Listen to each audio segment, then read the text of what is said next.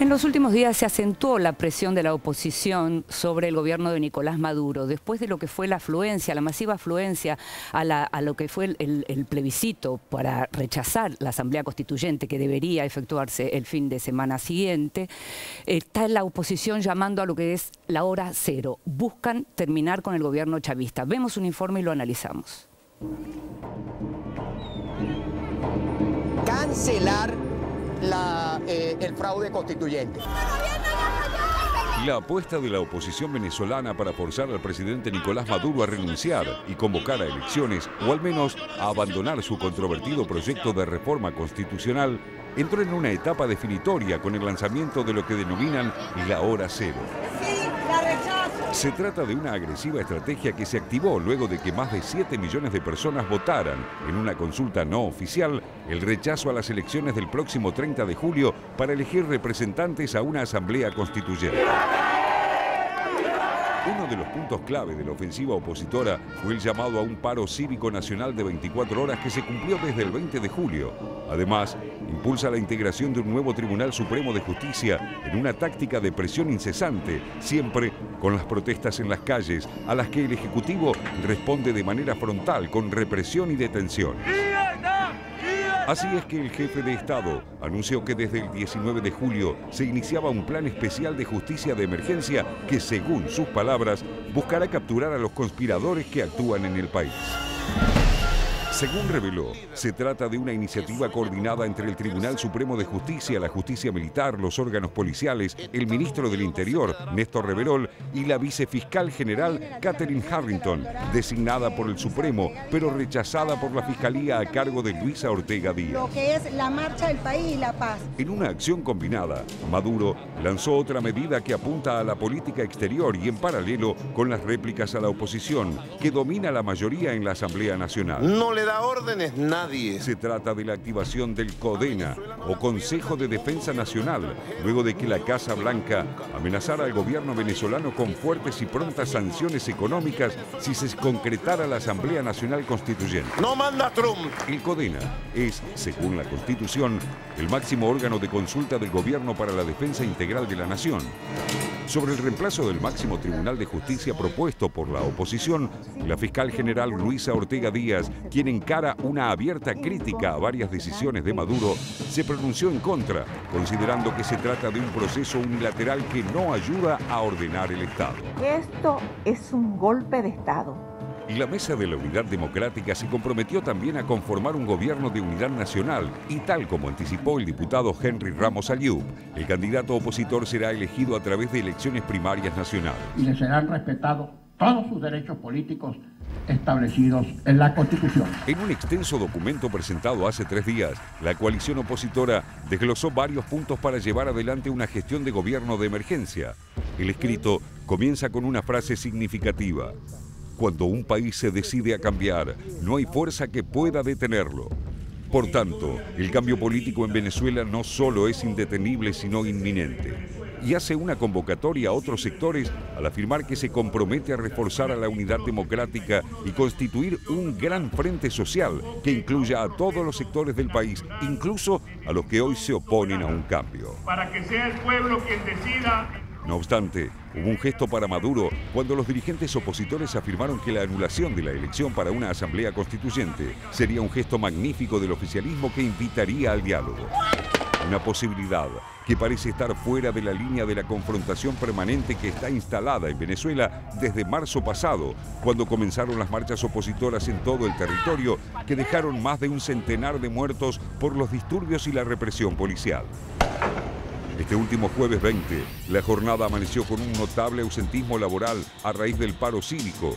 La falta de transporte público fue un factor determinante a pesar de que el metro de Caracas funcionó normalmente, pero con pocos pasajeros. Los comercios permanecieron cerrados y en Chacao, bastión opositor, solo abrieron unos pocos locales en medio de calles bloqueadas por barricadas. Mientras, la Guardia Nacional Bolivariana, en una acción repetida, dispersó las protestas.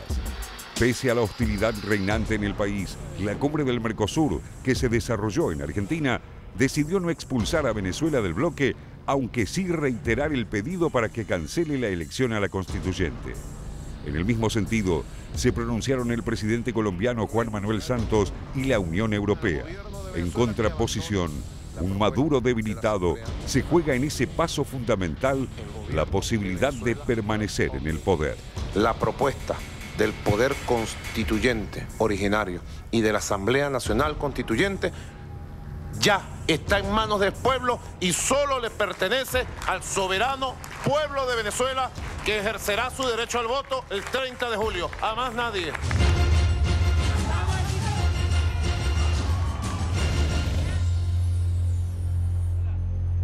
Usted se puede imaginar que cada vez que vemos los informes de Venezuela en esta mesa, no solo los vemos y prestamos atención, sino que hablamos entre nosotros, discutimos un poquito también entre nosotros, y estamos acostumbrados, lamentablemente, a tener el tema Venezuela todas las semanas, porque es precisamente hacia donde estamos mirando todos en este momento. Yo te preguntaba fuera del aire, porque te comentaba que había leído algunos artículos que mencionaban un concepto que yo no reconocía como un concepto de la ciencia política, que es minoría hegemónica, que estaría hablando precisamente de en este momento un gobierno que tiene poco apoyo popular, pero que sigue imponiendo. Sí. ¿Hay una contradicción ahí?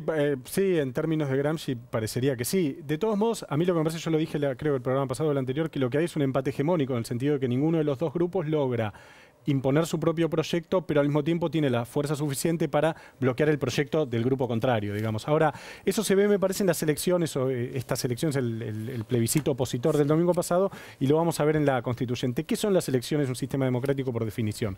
Son una instancia en la que la ciudadanía, el pueblo, la sociedad, define algo. Si ya se sabe quién va a ganar las elecciones, no son elecciones, son otra cosa. Elección implica democráticamente un cierto grado de incertidumbre, que no se sepa de antemano quién va a salir ganador. Si no son elecciones. Entonces, tanto el plebiscito simbólico convocado con la oposición, en el cual obviamente ganó la oposición, como la constituyente convocada por Maduro, donde ya se sabe que va a ganar el chavismo, no son elecciones, son expresiones del poder de fuego de los dos bandos, pero no son elecciones. Las elecciones tienen que haber un cierto grado de incertidumbre, que no se sepa quién va a ganar. Ahora, lo que me parece que estamos viendo con estos dos simulacros, o como uno quiera llamarlo, y al mismo tiempo con el giro cada vez más violento y más feroz, tanto de la represión como de las protestas, es que los sectores moderados de ambos bandos están muy acorralados. Y hay un tema que se discutió, y para agregar una cuestión más que me contaban algunos amigos venezolanos, que se empezó a discutir en la oposición hace 3-4 semanas, que es la posibilidad de otorgarle a los funcionarios chavistas algún grado de inmunidad en el caso de que se vayan del poder. Que es un tema que uno, bueno, éticamente se puede discutir, hay que otorgarle inmunidad, impunidad, justicia. Claro, ahora, es interesante pensar esto, porque es interesante pensar también que los funcionarios chavistas, la primera plana del chavismo, en caso de que se vayan del poder, no se está jugando simplemente pasar a la oposición como podría pasarle a alguien en Francia, ¿no? Se va a la oposición, después se puede presentar, ganar. En muchos casos están jugando la vida y la libertad, digamos, ¿no? Porque uno podría pensar que en caso de que la oposición llegue al gobierno en Venezuela, habría una revancha. Sí, o una revancha o incluso un juzgamiento de los delitos cometidos en el ejercicio del poder. Cualquiera de las dos formas que uno quiera mirarlo, sea una venganza o sea justicia, es probable que muchos funcionarios chavistas terminen o exiliados en Cuba, una posibilidad cierta, o tras la reja, digamos. Entonces, se están jugando mucho y eso me parece que también le agrega una cuota de dramatismo que contribuye a explicar el carácter tan violento y tan insufrible que tiene la situación venezolana y la dificultad de los núcleos más moderados de ambos bandos de llegar a un acuerdo que, desde mi punto de vista, es la única posibilidad de que se destrabe esta situación. Como análisis político es interesante, lo que no deja de ser interesante también es que el dramatismo está en las calles con más de 100 muertos en las últimas semanas y con un muerto diario por lo menos. Eso es algo que uno desde afuera lo está viendo todo el tiempo, lo está palpitando.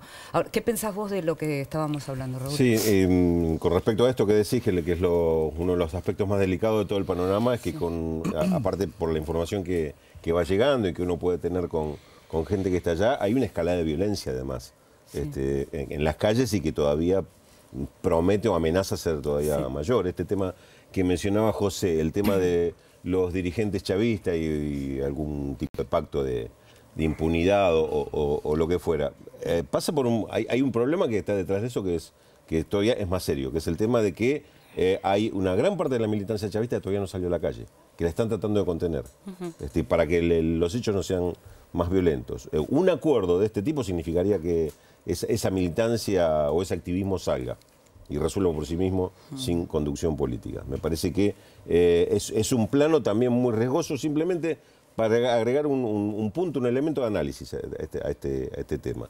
La otra cuestión que apareció muy fuerte en estos días es la cuestión de la injerencia externa. Digamos que Donald Trump, como siempre, no aporta demasiado a la solución de los problemas, sino que los agrava, echa nafta sobre el fuego con la declaración que hizo amenazando que si avanza el proceso de la Asamblea Constituyente iba a tomar medidas muy serias, represalias con Venezuela. Obviamente esto genera una reacción y es uno de los puntos más álgidos dentro de esto que bien describía José como una especie de empate técnico o imposibilidad de avanzar, el tema de cómo juega el factor externo, la injerencia externa. Sí, el empate técnico, ayer alguien me decía, y me parecía, no lo había pensado así, me decía que hablar de empate técnico a esta altura es casi suscribir una teoría de dos demonios, que tanto se cuestiona para lo que es Argentina. En algún sentido, la teoría de los dos demonios en Argentina es cuando hubo una dictadura que mató a 30.000 personas. No es el caso de Venezuela desde mi punto de vista. No todavía. Estamos viendo un agravamiento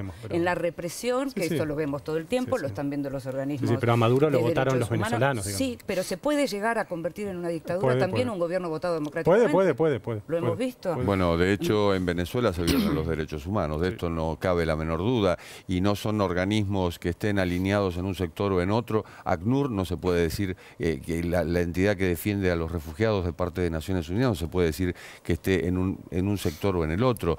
Human Rights Watch, que fue tan elogiado, inclusive durante las dictaduras militares en el Cono Sur, también lo dice. El mismo Ministerio de Salud está hablando hoy de mortalidad infantil y de mortalidad de madres a punto de tener familia, y fue desplazada la ministra de Salud después de haberlo dicho. La misma fiscal Ortega dice claramente en un informe cómo se violan los derechos humanos. Hay presos políticos y esto está reconocido también en el ámbito internacional. Quien puede jugar una carta muy importante es Juan Manuel Santos. Juan Manuel Santos, el presidente de Colombia, viajó el fin de semana pasado a Cuba, una misión comercial que ya estaba acordada, pero recordemos que en Cuba se llegó al acuerdo con la FARC después de 4 años de negociaciones, y evidentemente en esa reunión con Raúl Castro iba a hablar sobre este tema, iba a hablar sobre Venezuela y sobre la posibilidad de que Cuba, que es una carta de Venezuela todavía, intervenga de algún modo, porque de hecho, y esta es una realidad, desde afuera no se puede solucionar, no se escuchan, no se hablan, no dialogan. Las dos partes están totalmente separadas y es como si vivieran en países diferentes. Todo lo que pasa en Venezuela afecta más que todo a Colombia. Claro.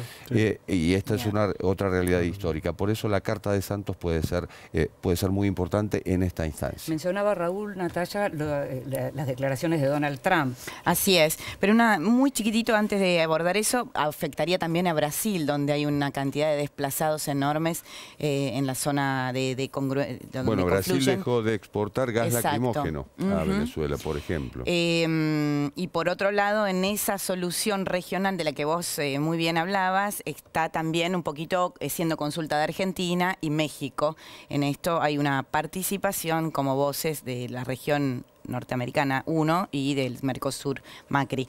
Ahora bien, vos decías que sacaran a la militancia a la calle puede ser un baño de sangre, y es bueno lo que decís, que se estén conteniendo, porque la consulta popular arrojó que 7,6 millones de personas están en contra de la Asamblea Constituyente.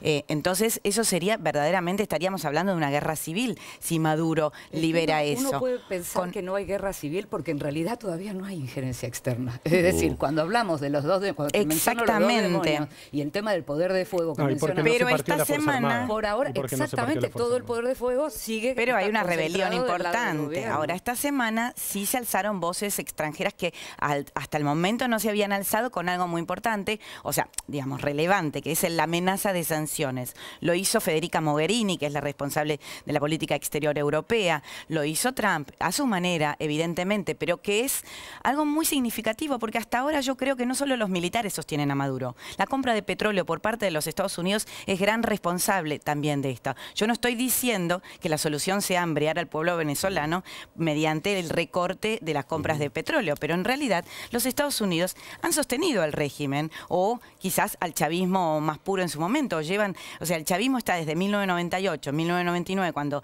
se reafirma Chávez, y nunca ha habido una falla en la compra de petróleo, con lo cual esa injerencia ha sido relativa. Esta semana sí, los analistas están pensando desde Washington en los ambientes económicos, han tirado 2 o 3 líneas de acción con las sanciones, que yo no creo que las impongan hasta el momento, por el momento, perdón. Una es la línea estilo lo que le hizo Estados Unidos a Teherán. Cercarle las exportaciones de petróleo. Pero otros también consideran que a su vez imponer prohibiciones a las importaciones de petróleo venezolano en los Estados Unidos no los afectaría demasiado. Donde sí sería más relevante la cosa sería afectar lo que son las transacciones financieras de la compra de petróleo. Y es ahí donde todas las firmas que le compran el petróleo, que se mueven con el petróleo venezolano, se verían seriamente afectadas. Me pareció interesante esta solución, entre comillas, yo no sé si es la solución. Los embargos son muy costosos para los pueblos y no para sus gobernantes. Pero es la primera vez que se empieza a escuchar esto desde los Estados Unidos. ¿Vos querías decir algo? No, simplemente agregar que seguramente la cuestión económica tiene mucho que ver con estas alternativas que se están manejando. Digamos. De todas formas, el tema de los embargos o bloqueos, de alguna forma Venezuela ya lo viene sufriendo, el tema del bloqueo, inclusive hasta por actitudes internas. Es decir, lo que mencionamos en el mundo empresario. Claro, tal cual. Sí. Es un tema, me parece, muy delicado desde donde se lo mire, es muy difícil encontrar. Ahora, lo que uno ve efectivamente es que si se llega a la Asamblea Constituyente, como todo eso indica, y vemos cómo están parados hoy desde la oposición, tomando como la decisión de armar un gobierno paralelo con una justicia paralela. Gravísimo. Sí, digamos, ¿no? Bueno, vos decías recién fuera de aire que la fiscal Luisa Ortega, que viene siendo la rebelde, la primera rebelde del chavismo en alzar su voz, no está a favor, porque es muy grave. Hablamos de una justicia paralela, nombraron a 33 nuevos jueces para... ¿Qué pasa si montan un gobierno paralelo, un ejecutivo paralelo? Están hablando de un triunvirato. Claro, lo que pasa es que todo eso lo pueden hacer. De hecho, ya nombraron una Corte Suprema de Justicia, un Tribunal Superior de Justicia paralelo que no va a tener funciones concretas, digamos, porque aquí, si no tenés el monopolio de la coerción, ¿qué policía va a ejecutar las órdenes del Tribunal Supremo, digamos? Mirá, José, ahí está cuando votan. Imágenes, no, del nombramiento de los jueces. Que se hizo en una plaza en el este de Caracas. Lo que pasa es que uno también puede pensar que el gobierno está llamando a una asamblea constituyente para tener una legislatura. En fin, que hay una revolución en Venezuela. Hay una revolución. Desde mi punto de vista, si no hay diálogo entre los núcleos más moderados de ambos bandos, es muy difícil encontrar una salida. No veo la posibilidad de que haya una salida no negociada a este conflicto. Parece muy difícil, porque ningún bando logra imponerse al otro, y ya venimos con esta situación desde hace meses. Cuando uno dice empate hegemónico, dice por lo menos yo estoy haciendo una descripción de la correlación de fuerzas, sin juzgar la responsabilidad de cada bando. Ya hemos dicho, yo por lo menos he dicho 20 veces que desde mi punto de vista la principal responsabilidad es del gobierno por el control del Estado. Ahora, el empate es una situación objetiva de la correlación de fuerzas en este momento. Si no hay diálogo entre los grupos más moderados de los dos bandos, me parece muy difícil que se pueda solucionar algo de esto que está pasando en Venezuela.